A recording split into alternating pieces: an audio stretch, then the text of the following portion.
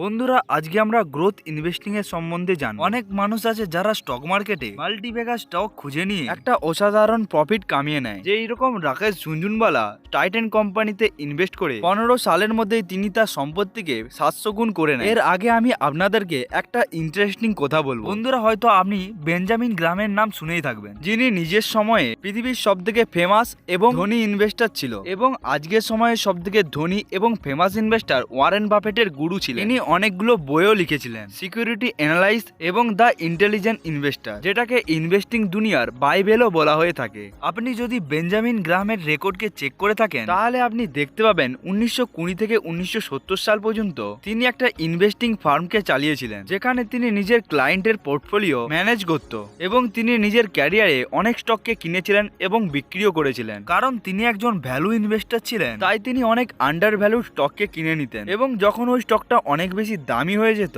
তখন তিনি ওই স্টককে বিক্রি করে প্রফিট কামিয়ে নিতেন। কিন্তু 1948 সালে একটা এমন জিনিস ঘটে যায় যেটা বেঞ্জামিন গ্রাহাম নিজের স্বপ্নেও কখনো ভাবেন। 1948 সালে তিনি জাইকো কোম্পানিতে $7 লাখ ইনভেস্ট করেছিলেন, যার ফলে তিনি ওই কোম্পানির 50% ওনারশিপ পেয়ে যায় এবং কিছু কারণের জন্য তিনি ওই স্টকটাকে অনেকক্ষণের জন্য হোল্ড করে রাখেন। এবং 1972 সালে যখন এই কোম্পানিটা গ্রো হয়ে যায় তখন তার $7 লাখ বেড়ে গিয়ে $400 মিলিয়ন পরিণত হয়ে যায়। অর্থাৎ 24 সালের মধ্যে এই স্টকটা 500 গুণ উপরে চলে গিয়েছিল।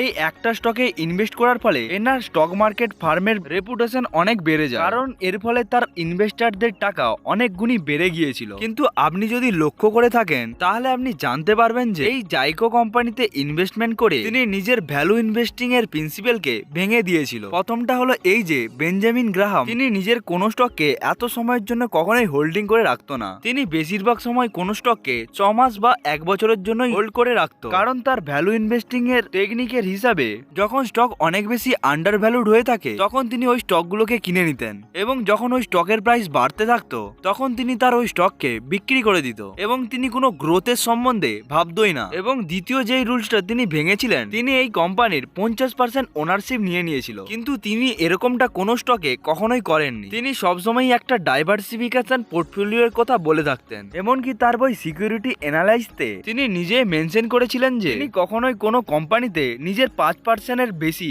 ইনভেস্ট করতোই না, কিন্তু তার এই ইনভেস্টমেন্টটা তার ইনভেস্টিং এর অনেকটা বড় অংশ জুড়ে রয়েছিল। তিনি তার এই ইনভেস্টিং এর দ্বারা নিজে তো অনেক ধনী হয়েই ছিলেন এবং একটা ওয়ার্ল্ড ফেমাস ইনভেস্টরও হয়েছিলেন, যার ফলে তার এই দুটো বই খুবই ফেমাস হয়ে যায়। কিন্তু তার মারা যাওয়ার আগে পর্যন্ত তিনি একটা স্টেটমেন্ট বলেছিলেন, ironically enough the average of profits from this single investment decision far exceed the sum of all other investment realized through 20 years of wide-ranging operation in the partner's specialized field involving much investigation, endless pondering and countless individual decision। এবং তারপরে তিনি এটাও বলেছিলেন যে we seem to be very brilliant people। বন্ধুরা, এই কথার মানে এই হলো যে তিনি তার নিজের লাইফে যতগুলো স্টক কিনেছিলেন এবং বিক্রি করেছিলেন তিনি এই সমস্ত স্টক থেকে এতটা প্রফিট পায়নি যে যতটা তিনি এই জাইকো কোম্পানিতে ইনভেস্ট করে পেয়েছিলেন। এই জন্যই তিনি এই কথাটি বলেছিলেন, we seem to be very brilliant people। লোকেরা ভাবছে আমরা খুবই বেশি স্মার্ট, কিন্তু আমরা কখনো এই কোম্পানি থেকে এতটা বেশি গ্রোথের কথা কখনোই আশা করিনি। আমার মতে যদি বেঞ্জামিন গ্রাহাম এখন ইয়ং থাকতেন, গ্রান্টেড তিনি আরেকটি বই লিখে দিতে পারতেন যেটা হতো গ্রোথ স্টক ইনভেস্টিং এর উপরে। কিন্তু 1948 সালে যখন তিনি এই মাল্টিব্যাগার স্টকে ইনভেস্ট করেছিলেন তখন অলরেডি তার বয়স 54 বছরের উপরে চলে গিয়েছিল এবং 20 বছর পর যখন তার সম্পত্তি অনেক গুণ বেড়ে গিয়েছিল এই মাল্টিব্যাগার স্টকের জন্য, তখন তিনি অনেক বেশি বৃদ্ধ হয়ে গিয়েছিলেন। এর জন্যই তিনি আর কোনো বই লিখতে পারেননি।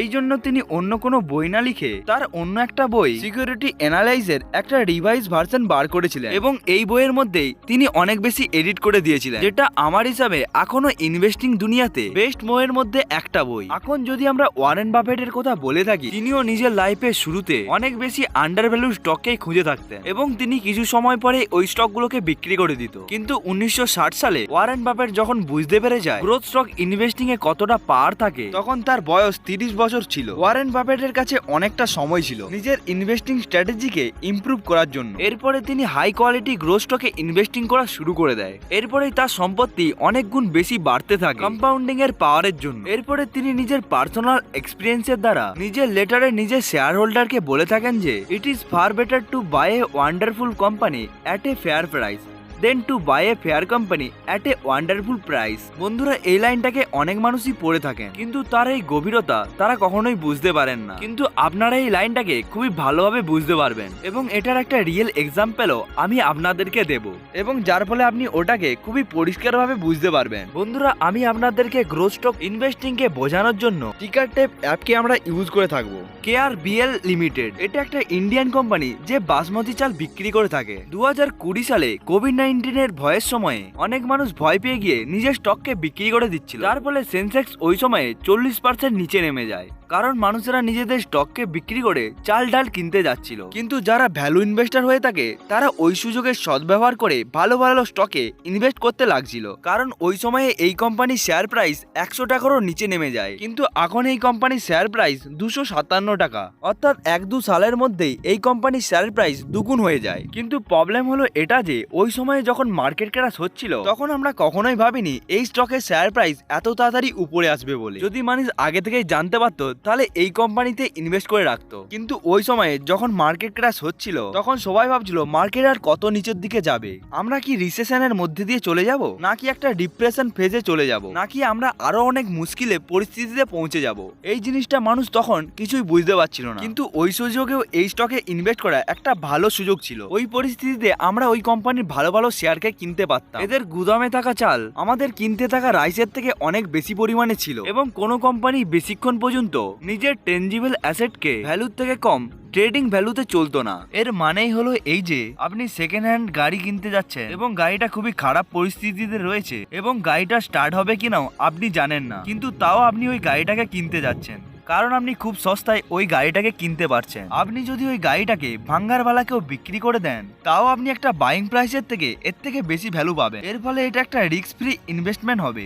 যদি গাড়িটা চলে যায় তাহলে খুবই ভালো, কিন্তু যদি নাও চলে তাহলে খুবই কম পরিমাণে লস হবে। এরকমই এই কোম্পানিটাকে যদি আপনি পুরোটা কিনে এর গুদামে থাকা রাইসকে আপনি বিক্রি করে দেন, আপনার ইনভেস্টমেন্ট এমনিতেই রিকভার হয়ে যাবে, কারণ অত টাকার রাইস এদের গুদামে রয়েছে এবং ফিউচারে এই কোম্পানি যতটা প্রফিট কামাবে ওটা আপনার জন্য বোনাস হতো। তাই মানুষ এটাকে রিকগনাইজ করেই নিত এবং কোন স্টককে এতটা আন্ডারভ্যালুড হতেই দিত না। কিন্তু প্রবলেম এই যে এই সমস্ত কোম্পানিগুলো এর থেকে আপনি ছোটখাটোই প্রফিট কামাতে পারবেন, যেটা বেঞ্জামিন গ্রাহাম নিজের পুরো লাইফে করেছিলেন। এই সমস্ত কোম্পানি থেকে আপনি অনেক বেশি সম্পত্তি বানাতে পারবেন না, কারণ এই কোম্পানি শুধুমাত্র বাসমতি চালই বিক্রি করে, যেটা আপনি অন্য কোনো কোম্পানি থেকেও পেতে পারেন, যেটা আপনি অন্যান্য স্টোর বা ডিমার্ট থেকেও আপনি কিনতে পারবেন। আপনি ওখান থেকে কোনো ব্র্যান্ডেড রাইস কিনেন না, যেটা ওখানে অ্যাভেলেবেল থাকে সেটাই আপনি কিনে নেন ওখান থেকে। অনেক মানুষই নন ব্র্যান্ডেড চাল কিনে থাকেন, এর ফলে এই কোম্পানি একটা অসাধারণ প্রফিট কামাতে কখনোই পারবে না। তাই এই কোম্পানি লং টার্মে ইন্ট্রিনসিক ভ্যালু ক্রমশই গ্রো করতে পারবে কিনা এটা আমরা কখনোই জানতে পারবো না। এটা হলো একটা টিপিক্যাল এক্সাম্পল একটা ফেয়ার কোম্পানির,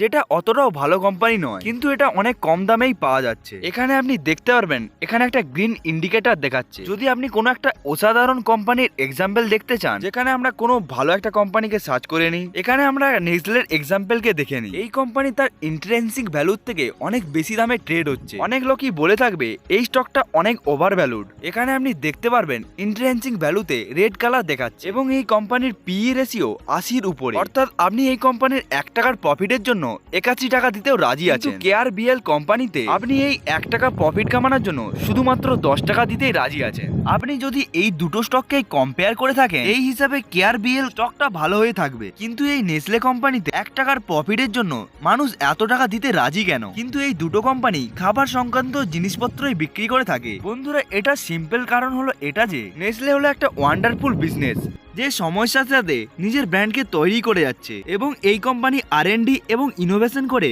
কম্পিটিটিভ অ্যাডভান্টেজ অর্থাৎ মোটকে স্ট্রং করেই যাচ্ছে দিনের পর দিন, এবং অনেক জিনিসপত্র বিক্রি করাতে এই কোম্পানি লিডার হয়ে গেছে। এই জন্য আমরা যদি এই কোম্পানির গ্রোথকে চেক করে থাকি তাহলে আমরা ভালো দেখব। এই কোম্পানির আমরা সমস্ত ইন্ডিকেটরকে খুবই ভালো দেখব। তাই আপনি যদি কোনো কোয়ালিটি কোম্পানির শেয়ার প্রাইসকে দেখে থাকেন তাহলে আপনি দেখবেন ওই কোম্পানি সময়ের সাথে সাথে উপরেই যাচ্ছে, এবং আপনি যদি KRBL কোম্পানিকে দেখে থাকেন তাহলে আপনি দেখবেন এই কোম্পানির শেয়ার প্রাইস একবার উপরে গিয়ে আবার নিচে চলে এসেছে। এই জন্যই আমাদেরকে ওয়ারেন বাফেট এটা বলে থাকেন যে এই সমস্ত কোম্পানি থেকে আমরা শুধুমাত্র ছোটখাটোই প্রফিট কামাতে পারবো এই স্টকগুলোকে ঠিক সময়ে বাই করে এবং সেল করে। এবং আপনি যদি খুবই ভালো সম্পত্তি বানাতে চান তাহলে আপনাকে খুবই অসাধারণ কোম্পানি বেছে নিতে হবে এবং তাদেরকে খুবই কম দামেও কিনতে হবে আপনাকে। কারণ গ্রোথ স্টক ইনভেস্টিং এর মানে এইটা নয় যে আপনি একটা ভালো কোম্পানিকে যে কোনো প্রাইসেই কিনে নেবেন। কারণ অনেক মানুষ যখন গ্রোথ স্টক ইনভেস্টিং এর কথা বলে থাকেন তখন তারা কোনো কোম্পানির ভ্যালুয়েশনকে লক্ষ্যই করে না এবং এখান থেকে মানুষেরা অনেক ভুল করে থাকে। এখন ডিমার্ট কোম্পানির পিই রেশিও হলো 200 টাকার কাছাকাছি, যেখান থেকে আমরা ক্লিয়ারলি বুঝতে পারছি যে এটা একটা এক্সট্রিমলি